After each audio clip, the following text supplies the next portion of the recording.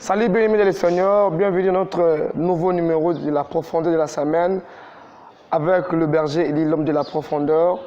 Et je dis merci à celui qui m'a créé, qui s'appelle Jésus de Nazareth, le Père de la profondeur. Bien-aimés les Seigneurs, n'avez que l'émission de la profondeur, bozaka jamais déci, parce que toyaka kolobela bino na mozindo sur un sujet ou un thème où est simbakabatu.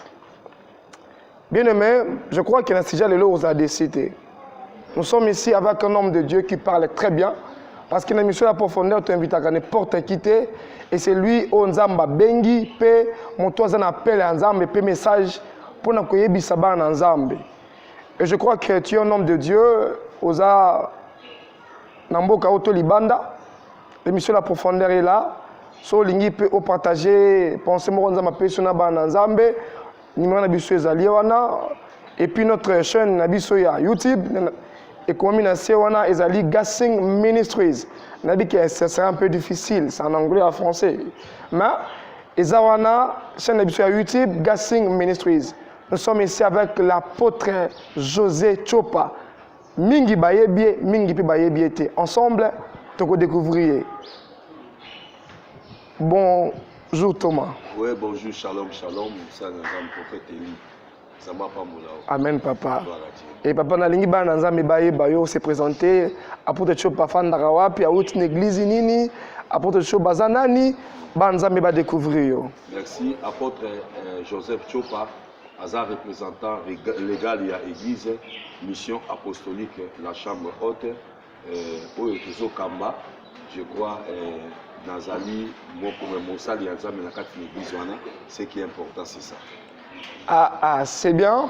Ce qui est important, c'est ça. Yako yoka mosala nzambe nenga lobi. Je crois que lelo tokoyamba mosala nzambe na sujet na biso malonga ozo lobela la sorcellerie inconsciente. C'est fort. Ils ont pété, ils ont makasi. Mais bien aimé de les Seigneurs, il y a d'autres choses auto ignoraka. Tu es baraté ensemble avec nous, avec l'apôtre José Chopa, tu peux développer en et puis tu peux le belango penza na mozindo parce que notre mission c'est la profondeur. Chaîne abi sur YouTube, yango on est Gassing Ministries. Bo s'abonner massivement, nabi ke bato yo bota la biso na télévision na TNT, la chaîne Obo Moni biso, bota la biso apo Moni biso awa. Bien aimé de les Seigneurs, notre chaîne YouTube, nous avons insisté au s'abonner pour au moins ba émission surtout. Au côté émission en télévision, Kouré Kei, Komi Tungisate, Kene Mbango Komi Gassing Ministries. Au moins la chaîne YouTube, au colande émission Kakandenge ou la télévision. Nzambala Pamolayo, avant to banda. Si je n'ai pas pourquoi lelo la lingi tozwa na tamu ki adoration parce que awa toyembaka na mozindo tosambelaka na mozindo puis toteyaka na mozindo. Que notre Dieu vous bénisse.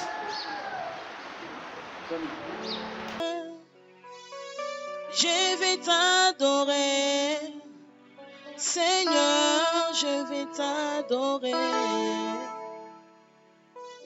Je vais t'adorer, Seigneur, je vais t'adorer. Je vais t'adorer, Seigneur, je vais t'adorer. Je vais t'adorer, je vais t'adorer. Seigneur, je vais t'adorer. Oh oui, je vais t'adorer. Je vais t'adorer, Seigneur, je vais t'adorer. Oh, nalinga yo, Zambe nangai nalinga yo, nalinga yo, Zambe nalinga yo. Bona pe mo pensingai. Zambe nangai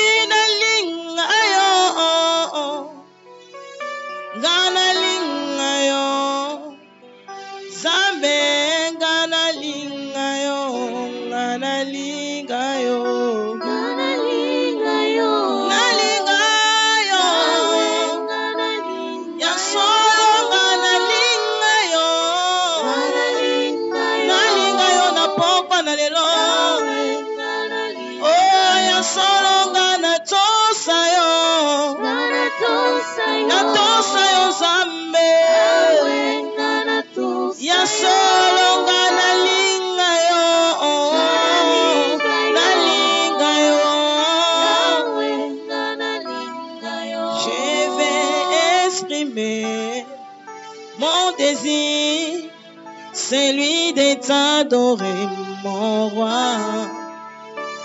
Ah, ah, ah, ah.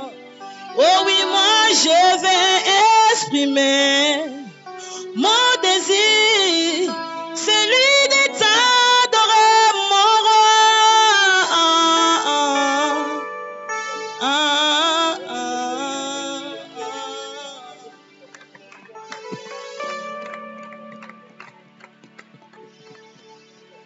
Nous sommes bénis avec chorale chambre haute.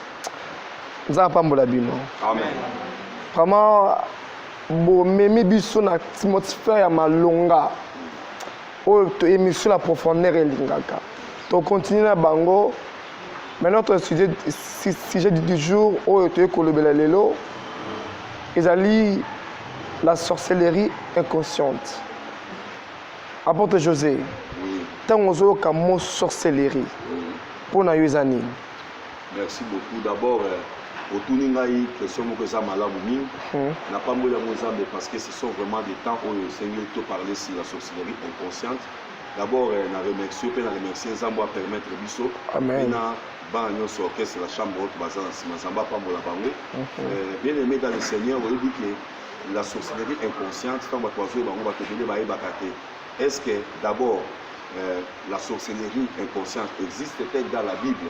D'abord, oui, existe dans la Bible. La sorcellerie inconsciente veut dire quoi? La sorcellerie, d'abord, il y a un mot. Ils ont fait sa définition. Sur dans acte dans Galates chapitre 5. Or, les œuvres de la chair sont manifestes.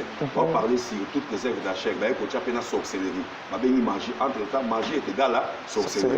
Alors, la Bible déjà pour la sorcellerie, c'est l'ensemble des œuvres occultes de la chair pour nuire une personne vivante. C'est l'ensemble des œuvres de la chair pour nuire une personne vivante occulte. C'est ça. Et puis, sur la vie inconsciente, veut dire ce sont des ensembles de la chair pour nuire une personne vivante occulte qui est inconsciente. Donc, ce qui est consciente, c'est quelque chose que l'homme ne connaît pas. Parce qu'il y a deux sortes de la sorcellerie. La sorcellerie qui est consciente. Dans cette sorcellerie-là, l'homme connaît ce qu'il est sorcier. Donc, s'il vole, selon Jean 10, il dérobe. Le voleur vient que pour dérober, égorger et détruire. L'homme lui-même sait, si je tue, c'est moi. Si je vole, c'est moi. Si je détruis, c'est moi. Ça, c'est celui qui est conscient. Mais il y a ceux-là qui sont inconscients. Je dis que ce sont des personnes qu'on est en train de travailler d'eux par leur conscience. Ils savent pas ce qu'ils font. Par exemple, dans le cas de mais ça, le savoir. Ce qu'on trouve la question qui est venue, il y a la si Kanini, pour un exemple, les Moutazaki sorcellerie inconsciente. Parce que même pas ça, les bébés, dans le cas de la Bible, les gens Moutazaki inconsciente, Azosa Likambu, Azoye Bate, Likamouana, donc voilà la définition de ça. Ça, c'est la profondeur de l'homme de Dieu. Merci beaucoup. Tant que le Bible, ils ont la Bible. Moutouaï, Azaki, inconscient, Zoye Bate. Oui, inconscient. Papa, tous en la profondeur, prouve-le. Merci beaucoup. Ceux qui ont Acte chapitre 16, ça fait bande de Kobo et déjà. Acte chapitre 16, à partir du verset 16 à 18. Bible ça Koloba, na kombo rapidement. Amen. Pour pouvoir comprendre. Bible ça Koloba, comme nous allions au lieu de la prière, une servante, une servante qui avait un esprit de python. Il n'avait pas l'esprit de Dieu. Elle avait un autre esprit en lui. Mais écoutez là où cet esprit est venu. C'est ça ce qu'on appelle l'inconscience. Elle croyait être servante, elle travaillait, elle prophétisait, mais son esprit ne venait pas de Dieu. C'était quelque chose de fabriqué. Comme j'ai dit aujourd'hui à l'église. Alors la Bible dit, et qui en devinant procurait un grand profit à ses maîtres. À ses maîtres.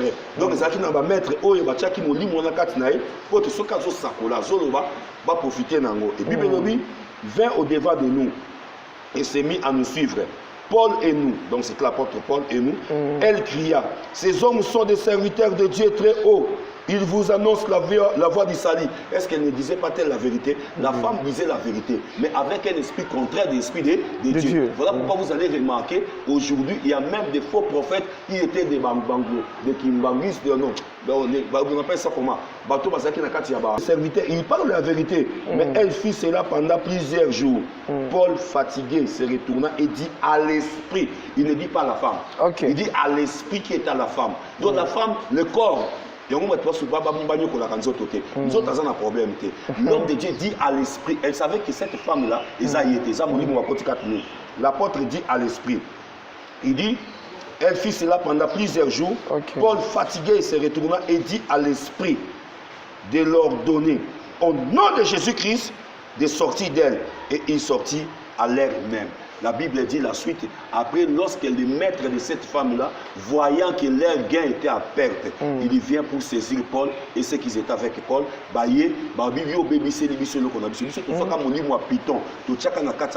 inconsciemment, servante, mais croyant c'est ça ce qu'on appelle la sorcellerie inconsciente au travail. Et aussi, je vais te dire, il y a des signes qui accompagnent ceux qui sont déjà dans la sorcellerie inconsciente. Il y a des signes qui accompagnent ceux qui sont dans la sorcellerie consciente. Mais il y a aussi des signes majeurs comme mineurs qui accompagnent celui qui est dans la sorcellerie inconsciente. Donc voilà. Thomas Mouké, Ozuba, nous déjà au côté de Mozindo, il y a thème Nabiso. Oui, parce que c'est la profondeur. La profondeur. Gloire à Dieu. Est-ce que nous pouvons quand même pour notre Dieu? C'est ça la profondeur. C'est ça la profondeur. L'homme de Dieu, avant tout de musique. Tout est cause nini et ça qui est sorcellerie consciente. Tout peut et demeurer dans quatre motos. Tout peut manière ni ça qui est moto a hérité sorcellerie inconsciente. Bon, en réalité, na popé ça okaka eloko moko ça très simple. Au moins ni moto soka za na biloko nzamba tchekati na ye. OK. Ye moko soki ami yebita ko yebana nuté. Maintenant qu'est-ce que les sorceleurs vont faire? En réalité cette femme là c'est une servante. C'est une prophétesse. Elle a cette grâce là. Mais ces gens là l'ont déjoué. Parce que ça n'a pas été béni. Au moins même pas footballeur, comme star. Au comme star, c'est ce qui nous a même tapé. Parce que Nzambe a lobby, je connais les projets que j'ai formés sur toi. C'est le projet de bonheur et donc le projet de malheur. Amen. Si vous Satan a soka moni loka malamu kata muta après spectacle. Ayo ko sabino, aux amis musiciens zo imba bien. Hein? Ceux qui n'a pesio babo simbiango, au commun au mata. Mais nzoka yosko ko kanisa kwa bon wana mtématicien. En réalité, ils ont joué de toi. Alors, muta ko makana niveau comme sorcellerie consciente et ça parce que va se faire la kenda kunae, ba ko zo biloka bien. Ba ko va nda kunae zanzo to amuto. Et puis que parti nae avec son arrogance, avec sa beauté, avec son intelligence, avec sa force parce qu'il faut pas que loko ba ko utiliser pour se faire ça bango. Donc voilà comment la sorcellerie inconsciente entre dans la vie d'une personne. Parce qu'on a fait ce exemple. La famille qui toque, la famille mounene, bazana mbongo, bazabien, barozoka moi namu ba côté inconscience na katna. L'inconscience c'est un niveau où la personne ne connaît pas ce qu'il fait. Voilà pourquoi ça va regretter. Ah ngam na salibo après avoir fait quelque chose et à regretter. Abingam na salibo nga penza ngai, il faut dans sa beauté. Il a fait ça dans l'inconscience. Et quand c'est l'inconscience, les a eloko oyo mutu amerita ka ça mais asala ki amopo na nini parce que l'esprit est côté la kika tanzoto naï. Obi loko moko na Bible oyo lobi et mon amour sur oyo. Lobi ki azala ki servante Nzambe. Servante Nzambe. Donc, les gens qui sont là, mais sous la diable inconsciemment. Mais ils sont là. Ceux qui vous ont été dans l'église, ceux qui ont été dans en église, c'est la sorcellerie. Ceux qui ont été dans ma bouchoir en église, ceux qui ont été boya, azubaba, moko lokuta, bautina ceux qui ont c'est la sorcellerie. Ceux qui ont avec le kuta, continuer l'église, c'est la sorcellerie. Toutes ces choses-là, nous voyons dans les églises. Tout le monde a capté dans l'église, ils ont été partout pour la Bible. Donc, ce sont des choses de la sorcellerie. Toi, tu crois que la sorcellerie, c'est quoi? Il fait ça dans les consciences. Toi, tu crois Moutou. Est-ce que Nzambe a ça, c'est ce qu'on appelle la sorcellerie consciente. C'est ça. Ce sont des signes qui ne se pas. Donc, il fait ça parce qu'il a besoin de gains. Il y a un cas de Bible. Cette femme-là est servante. Et là, Thomas, conscient, ce qu'ils font. Mais ce qu'ils font là, les consciences deviennent conscients. Quand quelqu'un commence par les consciences, s'il ne fait pas terminer la sorcellerie consciente, il devient sorcier. Yo somo na butu, au moins ozo kumba ba mais quelque part. Yo somo na butu, ozo lia biloko quelque part, ozo na ba fête quelque part. Yo somo na butu, ozo sansa moi c'est na moba. On a ils ont tout ils ont rappelé bandoto msalo tike non ozo pumbwe, ils ont bandoto moni vous savez nazo comprendre te babi bamindele soki mona loti ke non azo pour mona butu za mabete biso na Afrique ça mabe pour na nini to. Wape inconscience. Moni mo ça quelque part le qu'on a produit ça très important faut y bango. Il y a 3 sortes de la sorcellerie. C'est ce qu'on appelle la magie blanche, pratiquée par les Mindele, par les autistes occidentaux. Et puis, bon, bazoaka force na bango, à partir du sang, à partir de bien, bien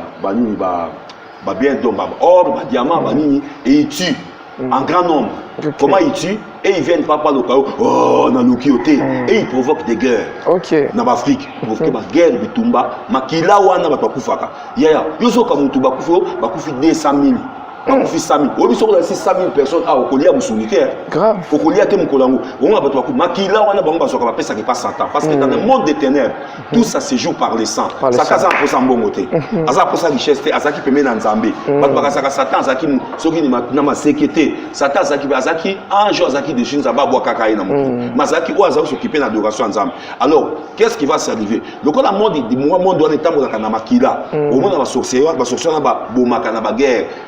Afrique, il pétrole, uranium, mais à partir des guerres, il y a une guerre qui est là ceux qui battent les bangoté. Ils ont sorcellerie na bango. Bango cette sorcellerie là est cachée et banakate. Bazo s'occuper na ba économie en mukili. Oko comme présidenté, oko comme ministre était, oko comme mutumuni était, ceux qui bango ne bacheroté. À moins aux en faveur, oh Joseph Azaki n'a pas dans Nzambe, pas pour ça pour la côte béton. Est-ce que ça n'a pas ils ont faveur, ils ont faveur, béton faveur. Ça dit bah côté ça. Ouais les éloges comme sous. Mais si quoi na kata sorcellerie wana bazana na puissance na bango neli. Bango ba ça na ka monnaie. Omoni mbongo to ça là. Ils ont ba signe diabolique na kati wana. Voilà tout le monde. Deuxième sorte de sorcellerie, c'est ce qu'on appelle la magie rouge. Magie rouge, on a autant raté parce que c'est ça ma vie. Na utakuna, na ebi mboka wana, na ebi penzambe. Samba le monde na kuna oui. Utakuna. Na uta mboka wana ti. Si ans, trois sortes de sorcellerie pour na. Ce qu'on sait que monsieur fait ça les belés. Parce que l'émission moko d'intimité vraiment que tout ça nuance. Vous avez un prophète. Moi, tu sais un ingénieur comprendre bien que tout jouer tu vas deux trois émissions na pour te choper. Mais bon, tu jouer d'abord émission n'est ça. Mais écoutez mon frère Eli, les animaux parce que la sorcellerie magie rouge, ils ont pratiqué plus chez les Indiens, les hindous. Magie abendien. Yo quand mutalongo aki hindou kozwa kisi aki Inde, aki ba magie. Magie wana ils ont basé par les sangs, mais ils ont magie oyo ils ont caché. Babengango magie cachée. Par exemple, ils ont ba religion monsieur c'est pratique la magie wana. C'est-à-dire zo mona mutazon dima, par exemple ba kamikaze, ba musulman, mutandimi ki ami boma, ala tabiloko, akene ko boma bato. On y a zo croire que soka bomi bato ko talola. Mais or abomi bato ebita continue fait, il fait le c'est. Donc il y a pas zo bik na ignorance. Na ignorance. Zo mona parce que à côté na kati ya secte moko. Ils ont bato so ben, otataki fumba, otataki long, ozo fukamela mutu. Ce sont des ignorants. Ce sont des sorciers inconscients. C'est-à-dire, bakanga bango, bazongo mamela mutu. Nga bakongo mamela ngai te, peut-être tu t'en fous comme un respect à papa, mais comme bakongo mamela kombo na ngai. Nzaba bongo Thomas, na lo balongo mo mutie. Est-ce que vous assure que non, yo linga raté ata mutu moi amoni ozana dire ah papa afuka minase. Wala loko mususu. Mais bon yo lo bi kombo. Kongo mamela kombo, le pesa kombo nzambe, bo pesa kombo tata wunda. Bon, pour me connaître, j'ai gagné les dieux de Mingi. Non, c'est mon Dieu, le Dieu d'Abraham, d'Isaac. Mais il non, c'est la différence, oui.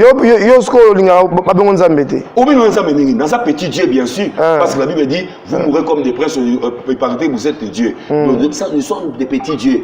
Pas Nzambe qui ngaïnde mutuna, ça qui mon kilo terre. Naza musala nzambe. Ah, oza musala nzambe, yoza nzambe te. Naza toma. Oza toma musala nzambe. Nzamba azali. OK. Mokeli na likolo pe na se, azanza. Wana komo nani? Yahweh. Yahweh. Jésus-Christ Nazareth. C'est quand on a une émission mususu. Nazo comprendre, nazo ezaka belema émission na biso papa Thomas. Parce que toyebi awa to tombola comme Yesu.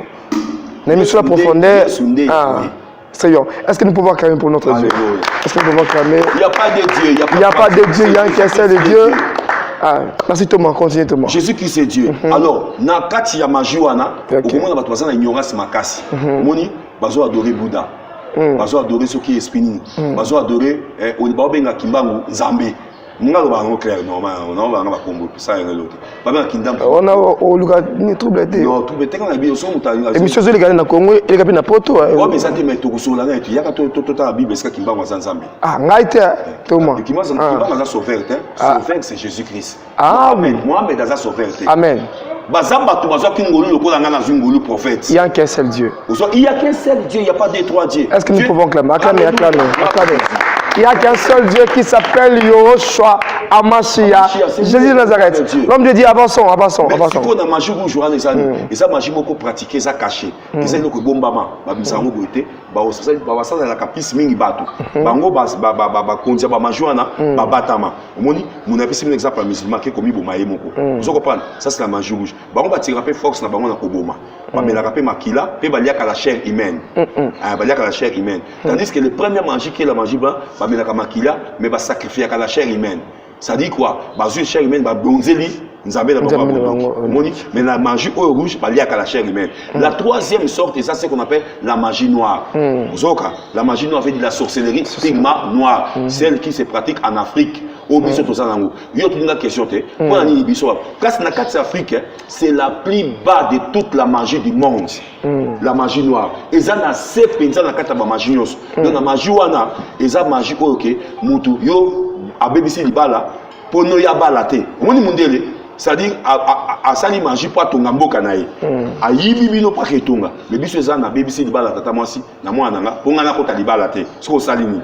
Nabomi maman ozo sunganga na classe, nabomi papa ozo sunganga c'est la plus bas magie et cette magie là elle se pratique en Afrique, surtout en Afrique centrale. Les gens ba Congo ebele par exemple na mboka Afrique si ba benga bango bangonzi, ba benga bango pe ba zumba. Donc so ki okta na mboka par exemple na ba kota Benin, ba Béninois, ba kote mso na tambola kuna ba ni ba benga bango lokola babenga majuana comme peut-être bazo attaquer ngai babenga bango lokwa na ko se rappeler nga et pas na biso babenga bango na ko ebele babenga bandoki buloji mpongo mbu ça dépend bamboka donc babenga bondoki na sikonde ça sanité et na kata bondoki ande ça divisé na deux bondoki o babengi sorcellerie conscient na inconscient yango bondoki na bango pe baliaka batu mais baliaka batu te pour asepela akoma boy baliaka batu pour na ko renforcer force na bango même la plupart batu ya majeur baza ba pauvre mais na butu riche azobona makambo ba molabu na butu mais na moi aza pauvre aza de l'autre côté ce sont des gens qui éliminent les gens qui l'aident ça dit mutazo sungayo yazo éliminer mwana na bomangi maman ngai maman mutafuta avec classe na bomangi papa baba na pesa papa mutafuta avec classe et cette magie là ba pratique kamingi sur les animaux et les insectes et on mwana ba so boma pesa na butu abumi pesa zo ka bomi maman na boma o na butu abumi taba zo ka bomi maman na kata so mutu donc c'est ça ce qu'on appelle la magie noire divisé dans des parties inconscientes, non conscientes. Très bien, nous sommes aussi avec l'apôtre Joseph Chopa, l'homme de la profondeur aussi, parce que vous venez entendre ce que ABC Bisseux est tellement profond. Donc, on continue l'apôtre Chopa, la lingi tozo en sous na moi le yemba mukie na ilongo ya banduko na biso bazo ko animer biso. Avant le yembo oyo la lingi bo lancer biso les mamans ko ya clip ya Gassing Ministries. Après clip oyo Petolanda adoration muke ya bandeko si matozonga na émission na biso nzamba lola azotambola na biso avec la profondeur. Merci.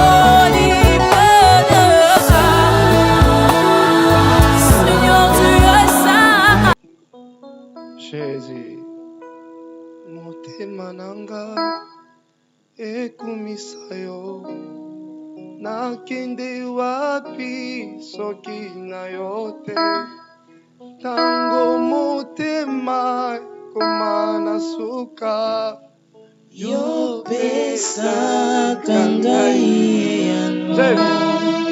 Motema nanga ekumisa yo, nakende wapi soki na yo te, tango motema ekoma na suka, yo pesaka ngai yano. ata na pasi nakotika yo te, nakotingama nanga kaka seyo, otelemisaka makolo nanga esika, esika basusu bazinda. ata na pasi nakobwaka yo te, nakotingama nanga kaka seyo, otelemisaka makolo nanga esika basusu bazinda. Ata namoni nzele eza molili, nakobanga molili ya nzela te, otelemisaka makolo nanga esika, esika nasi ya lokolo. Ata namoni nzele eza molili, nakobanga molili ya nzela te, olakisaka ngai nzela, esika nati ya lokolo. Mai ya miso nanga ekomi mai ya komela, oyo nazangaki loke, lelo oyo ekomi yanga, kolela oyo yanga ekomi lelo koseka, katikati na esobe, yobongo lipasi nanga.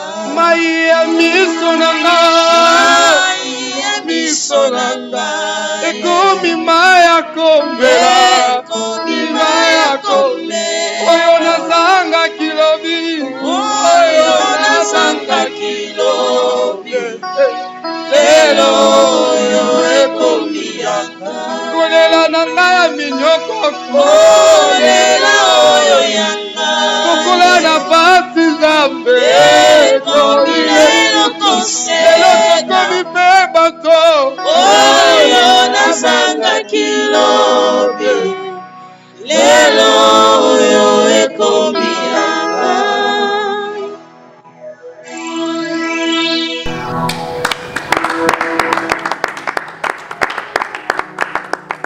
tika kolela na yo ebongo na esengo. Amen. Tika pasi na yo ezwa esengo na vi nango. Amen. Soko za motolelaka mingi tango ozala na émission oyo Nzambe ya Lola qui s'appelle Yoshua Mashia, l'homme de Galilée, abanda ko restaurer vie na yo. Amen. Abanda ko changer atmosphère ya famille na yo. Amen.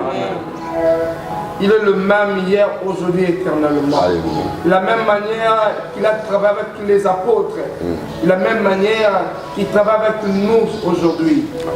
Il était là comme un Dieu, comme Pierre travaillait dans le service.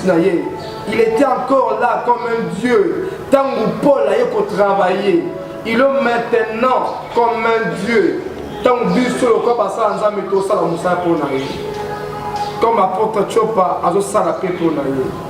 Je crois que non, Zambalola a changer de vie. Amen.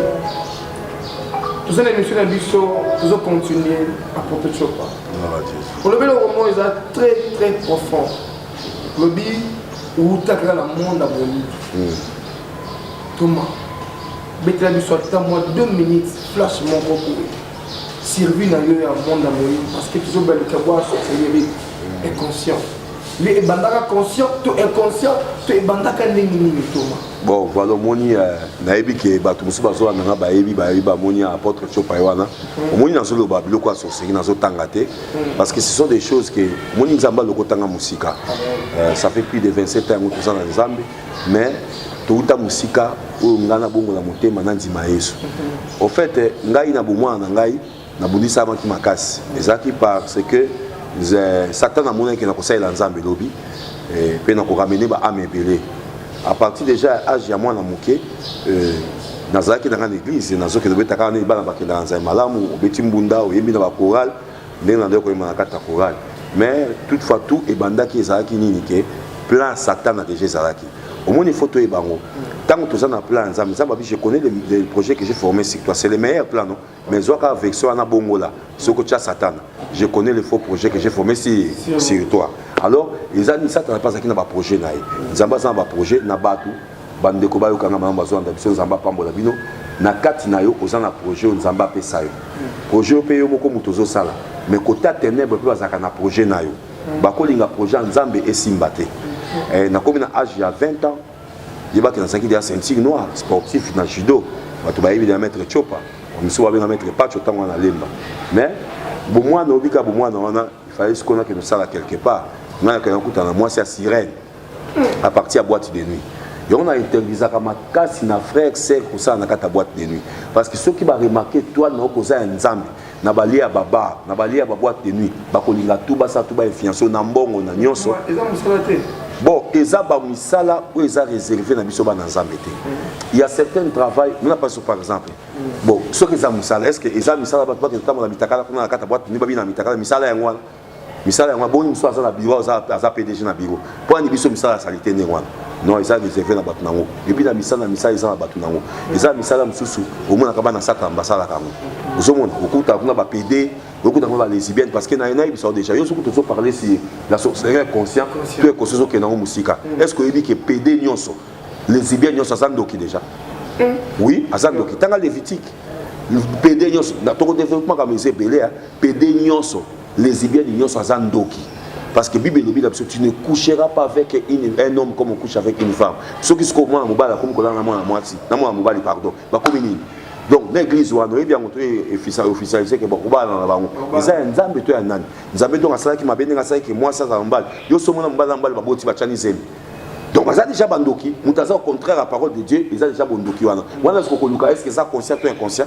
Ce sont déjà soit moko na ye mutaza conscient ou soit inconscient à éviter ba fiancé même attends ni ba lesbienne au moins jeune fille mususu azo fiancé ba susu obi pani parce qu'il y a ça déjà ndoki azo luka moyen pour pratiquer le lesbianisme na muninga quand quelqu'un quand cette femme là obi mutu ngai no ba même na kati na ba na nzambe même na kati na église na biso mission apostolique la chambre haute où ils ont mis na venir Botomba numéro 13 na commune ya Limité na quartier Salon juste sur l'équipe au des moutons où au kuta na biso na ko yebisa so pe kindoki to longola oui pour nzamba salanga ngolu ke bandoki mingi balongo babikaka na nzela na parce que na uta kunati alors na cet âge là na 20 ans wana et c'est nga na kuta na moi selon spiritualité ezaki nda parti à moi sona qui me takot sekna na kindoki ko ka témoignage ou peut-être ceux qui nzamba sepeli because za ko na koleka na chaîne non toujours parce que na eloko na sepeli na chaîne ezali sérieux nango donc c'est rien bata poto ba yebi bata poto nyonso na sengi no bo s'abonner c'est l'apôtre Joseph Chopa Boyebi donc à partir d'aujourd'hui on a na chaîne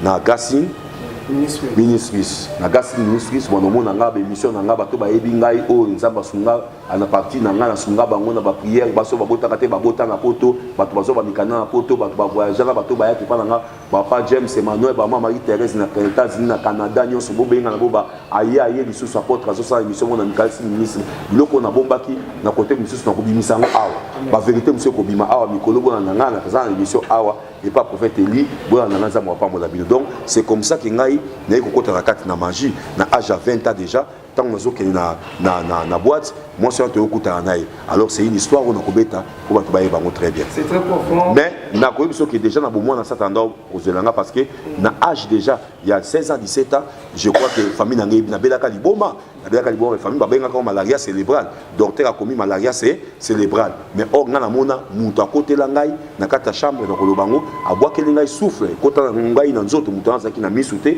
na mon côté na matoité banda ce jour na komaka liboma pendant 8 mois naliaka na nzela nalaka na balabala mama nanga kolela kondi nzoto muke mwana liboso ya mobali kolandanga partout bamama kulutu bamama leki bande ko mama bamoso base moba non ko base mobiliza balukanga na tina fulu na koma okentina na niveau na koma na fulu mutabikisa kana nani muzaidi na bal na prière simple donc yango na baka nzambe na Abraham na Isaka pe na Yakobo nzambe ataboli na bal ndende nzambe achopa ya chambre haute. C'est une fois quand même pour notre Dieu.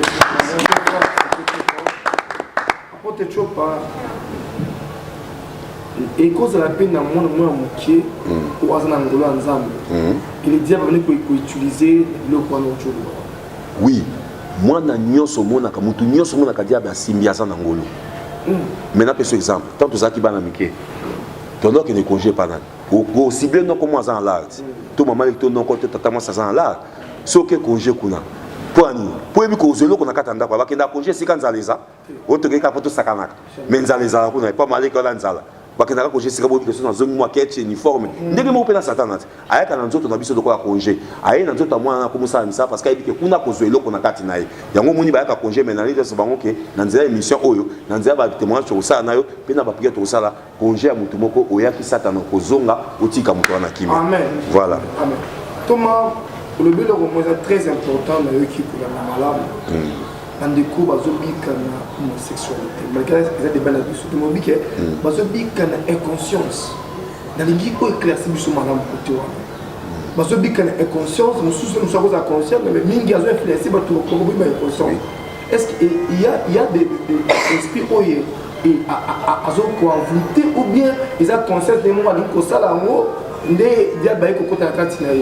bon, d'abord, il y a des gens qui ba lesbianisme, bato basalaka qui pédouana, bato basalaka biloko wana. Il y a des gens qui sont conscients et il y a des gens qui sont inconscients. C'est-à-dire au monde na pasi, ba ki continue dika moi moi sina moi musumu so azaka na mbongo et puis au monde ndenge ba kozaka wana ba se déformaka. Moi lesbienne mususu ouais à côté profondeur oza consciente akoma kwa mobali mungu moi zo ata ba pantalon mibali akoma ba caractère mibali akobeta même ya moi sur na nzela pe. Donc déjà on est comme esprit kotika naï. C'est un esprit pour éthique muteza pasi. Ya mona singa kana batu soki muto asa eloko nyonga na sache de très beaucoup quotidien na bondoki. Le lesbianisme, au côté qui pédé, au côté na bondoki. Là mon côté muto akene ko sa ko ba sengiza me bolimbisi, ça va limbisie. Ki muto akei ko kamata et loko bibe pekisi biso. Mobali na mobali ba sansanzo toté. Moi c'est sansanzo toté. Ko sansanzo toté, ou bien tout ça sansanzo toté même na nyama. Na nyama, siko soki na zui taba na comme ko sansanzo na taba. Yebisa na siko wana zanani. Oyo sa na za mutu normal. Na za normal qui était. Et ça déjà qui ndoki. Na côté de la c'est qu'ils ont la pratique mon on ça la pour na tina nango vous sommes là et dans la pratique dans ça mutu par exemple dès na fille ici des aki et na kene ko kanga mindele mo batinda ngai po na makaba prière to kene ko na kanga ki vina bango na kati na bango l'église ka ba kotenga na prière en Afrique du Sud nikolo mindele basaki basala kali bakenda kozwa bana mike papa na mama azwaka bana mike atekeli bango mwana na ya mwasi n'est pas mindele na ba pesi mbongo ba noir o ba souffra kuna ba pesi mbongo papa mbongo tanga zumbongo wana atekeli mwana mwasa mki ya bébé accoucher na bébé wana ya zumbongo siko yebisanga mutu na osala ngo eza ni fosa eza bondoki déjà so moi e ba pratique wana ça makana Afrique ici na komi ko yoka pe ba pratique wana e komi ko sala mati ba koto parce que Thomas ndenge ni mutu ko yeba ke azana conscience sans pourtant c'est un autre qui pédé sans pourtant prévoir ça. Merci, ça c'est vraiment une très bonne question. Ba bengi yango na français comment ou bien des signes qui ne se trompent pas pour reconnaître que tu es dans la sorcellerie inconscient. La première signe dans nangai. Première signe oyo ekosakate. Oza déjà na kati ya kindoki inconscient monologuer la nuit. Muto alobaka ye moko na butu. Monologuer la nuit. Parce que muto alobaka kaka soki mutaza na bomoy. Oteyi bozoloba. attention bana musupe kozala babeta ki bale mingi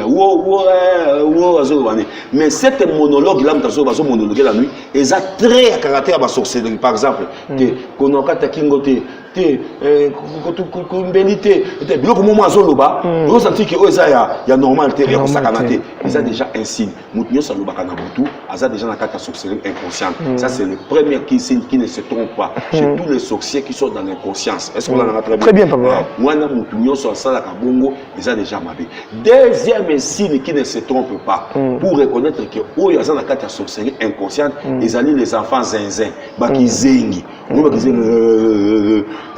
bakizengi wana eza tango azaki na monde à ténèbres to bana ko komisa bango bongo pourquoi parce que ceux qui n'ont pas kata famille moko ba ko ta famille normale na ko sauter prophète yo zabu ba biso bo ba doki bae prophète dit tu te côté dans kata famille yo zando kito sepela jamais bon faut pas duka moi na moko ya mabe ya famille moi za na venir ba bebisi ba komisa kizengi à partir kizi oui et zaka mingi ba komisa kizengi na maman ba maman o bazaka olia qui est dans zemi olia qui na prière terre yé na abatima ko likolo docteur alewaki na ngai docteur ba mama wana siko de ba parti azemi ali ba pesi ata maya mabe to biloko mabe na bandoki aba quartier ali ba tango ba koti ba zo ba bisi mwana ba koya ko zonga siko na kata libota ko ba kende ko bebisa siko libota mobimba parce que kizengi wana zoma kizengi wana grand moto na butu déjà dans les bons déjà c'est pas ça qui déjà préparé déjà préparé le bébé ça ka famille na beaucoup ça ka bo pe ba ka visiter et ça même na bana msusu on va penser qu'il doki na bima ka maman oui mais moi moko ba ki ni na chambre haute na délivrance zamba pa mo la maman na ai awa azo isa maman ba bi ko papa maman so mona na ndo kilelo ka ye mo ma ko ba ai ko papa za makasa puissant papa za nzambe c'est quand ma pas passer na boya ka koloba maman monde ozaki bo Zamba Batelio. Ezaka 21 jours il y a décembre passé. Ayaka awa azape moko ya bandeko na biso apé à église a couper au sama na biso azapu na mwana bébé kuta ko bota.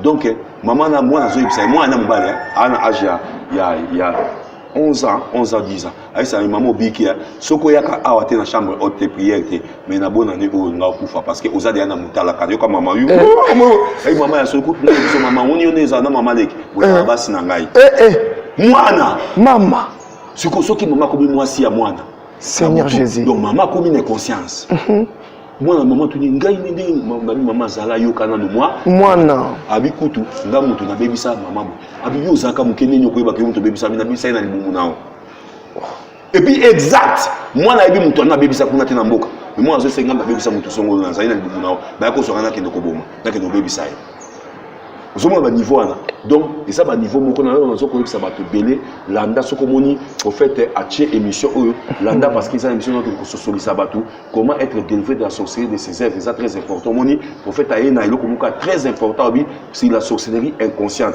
en tout cas na CP na nzamba pambolo makasi batu ba yeba que la sorcellerie est écrite dans la Bible na Galates chapitre 5 verset 19 soit or les œuvres de la chair est manifeste ba comme tanga ba œuvres de la chair parmi les œuvres de la chair batanga la sorcellerie na Bible ngala so Bible ngala vraiment ba komina bondoki kutu ya français ba lobi magie or magie égale la sorcellerie et que ça n'est le est-ce que nous pouvons acclamer pour Dieu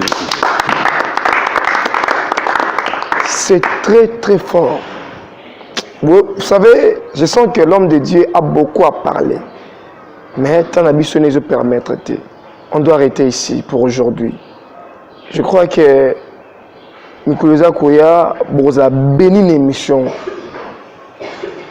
Vous avez la télévision, télévision na chaîne ou télévision na air oyo kanga ngo. To bana ko leka mingi na air oyo. To benga basa nzambe le lenge belé. Ndenge pe apo chopa zalia wa to ko même to ko tout na ba kese belé. Abi azaki na monde on mais abete biso sur un monde wana noté. To ko leka na émission mususu ko tout na ye. Bien aimé le Seigneur, aujourd'hui que l'inconscience est battue. Aujourd'hui que là on se utiliser na bouton tout moins étrange aujourd'hui battue.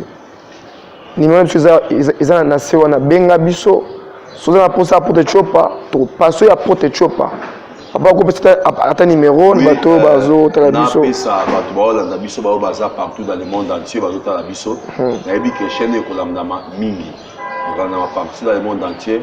Et puis prophète au moment où on appelle on a ban ebele na ba poto par na Afrique ici ba bengo ba vraiment tout le monde papa ba question belé nous habitons répondre à awa nulle part ailleurs et na bisabatu nazali apôtre Joseph Chopa oyo il y a église mission apostolique de la chambre haute sika ba chante kitoko zo mona ba mama ona papa ba bandi baza na sika obiso to sambela ensemble ils en avenue Botomba numéro 13 na commune la Liberté na quartier Salon soko le kika so de muta de bonhomme soko ti kota funa mo amba le kiso de muta de bonhomme pour tout ni azoluka à quartier Salon ba quartier Salon ngo avenue Botomba église ebani ba tout se ba webi soka église esika ba sala ba prière makasi ya ba webi so ba ngo ebani makasi et numéro de téléphone nanga eza simple nyonso mibale eza na WhatsApp numéro de téléphone nanga ezali 0 plus 243 81 900 81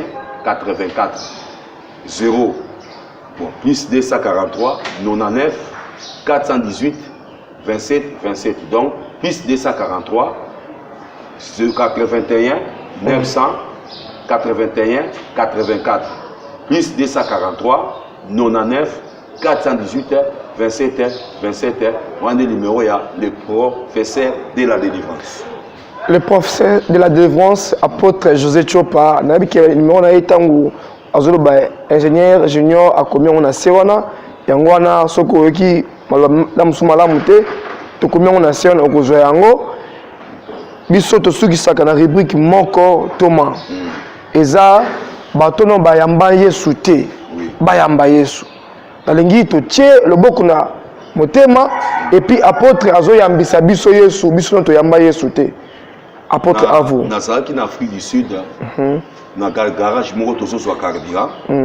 Iska na parka kina bande ko so kina bango. Na moni mona mwasi moko ye pa yeko parker wana. Ayibisinga lobi apôtre du cœur, apôtre l'amour. Papa mabondeli papa ngabisinga bino. Mase. Tango nazana kata mutu kanzamba ayibisinga na yibisayo. Obongola motema abia papa na yebi na koye église na yebi eske église na kana yo ville na koya na yebi eske ko babi so comme na Jamestown na koya tout ça c'était yamba Yesu za mazan posa na azui $100 kabeli ngambo ngata 100 chena na poche 100 pour ça que na futa kanga na chena 100 tout temps expliquer yezela na papa zela bamo babenga o puis bato musu baza na mutu kabona mwasi akufa sur place nzoke zaki tangu naye ayamba Yesu yango histoire na beto ezapeta musu yozo kango zo na ngai ozana kati ya lelo nzambe a permettre yo oyoka olanda biso c'est parce que nzamba na posa na yo na ibisa o tango mwana mwasi ne kokaki o nzambe soka mbaka Yesu peut-être la ngako kufa mkwana makoti na elola metala ke ina masumu na parce que na yebaka e azaka mwasa mundele mona Afrique du Sud d'ailleurs beta coopération aboto mundele mbongo makama bele kima makama bele mais faka yeba Yesu mayoka kingata kanisa kimbongo nde mutu e okalime ngai zoke za kimbongo tina luka ki ngai te mais Yesu mkaza na posa na yo pe bibelobi na biso si vous attendez sa voix n'endurcissez pas vos cœurs yango motema simbe sikozali na ina sambela pona tina na biso o nyonso ayambana na Yesu te mazola da biso en direct na kata kasi ministry na kata chaîne ata na YouTube ata na TNT ozolanda biso yoka ndenge prière lobi sikozali so oza na occasion ofukama même fukama oza malade ozolanda ngai oza ba problème ozolanda ngai solution eza Yesu Christ Masia Bible dit car il arrivera un temps où moi-même Dieu j'écrirai mon nom dans leur cœur. Nzamba nga koma komona na kata mutema nao. Lobaka akolo Yesu. Na epai na yo. Na yoki maloba oyo. Na landi émission oyo. Si la sorcellerie inconsciente. Yango na sosoli. Na fongoli motema na ngai. Na yamba yo Yesu. Lokola kolo pe mobikisi na ngai. Obimisa ngai. Ndenge obimisa awa na yambi Yesu Christ Masia. Bima kati ya motema na ngai. Nyonso ya yo na kati na ngai. Bima nango. Merci kolo Yesu. Ndenge komisinga mwana na yo. Koma kombo na ngai na buku na yo ya bokonzi. Molimo na yo mosantu. Eya kati na ngai. Etalisanga kobanda lelo mabe pena malamu. Enfin na salela malamu. Na kombo na Yesu Christ Masia. Amen. Gloire à Dieu. sur l'émission de Bisso, tu commis à la soupe pour l'élo. Mais je crois qu'il y a encore, semaine prochaine, tous les gens un nouveau numéro de l'émission de Bisso, la profondeur de Dieu. Et je sais que vous avez béni. Ceux qui ont un problème pour hésiter, notre chaîne YouTube, Gassing Ministries, vous s'abonner massivement parce qu'il y aura des hommes de Dieu qui vont bien parler, bien la profondeur pour l'avancement de Moussa Nzambi. L'histoire de Kolukambon Moté, pour Moussa Nzambi qui est. Amen. Et nous sommes ici avec un groupe qui chante bien, donc le Tirena Bango, et te goutani na prochain numéro que notre Dieu vous bénisse. Je salue l'église de Rond de Vie, l'église Chambre Haute, je salue mon pasteur Michel Dango, je salue mon conseiller Olivier Nzingoula et sa femme. Et je ne peux pas oublier Gassing Ministries au Bazar au Kamba Bisso. Que Dieu vous bénisse. Au Bossadi Moutou Asa Kibiso, tous à l'engo bako baka été Christian Omakoy. Nenga bongiso. Ah oui, je salue la grande dame Christelle Omakoy. Oyo, somoni ba tenture bimi boy. A bongi si bisimo le ngavo tous les cas. Que mon Dieu te bénisse ma soeur. Ciao.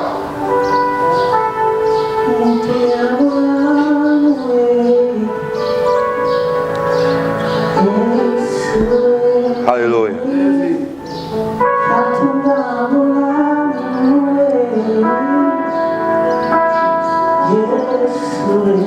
Est-ce qu'on peut chanter notre prière de l'âme?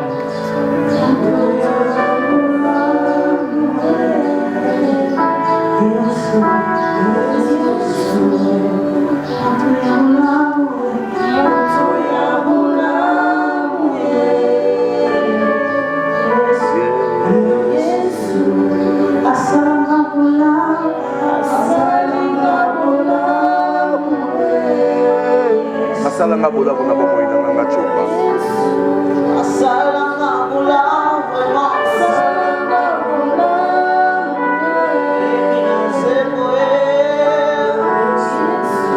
Oh moto ya bola.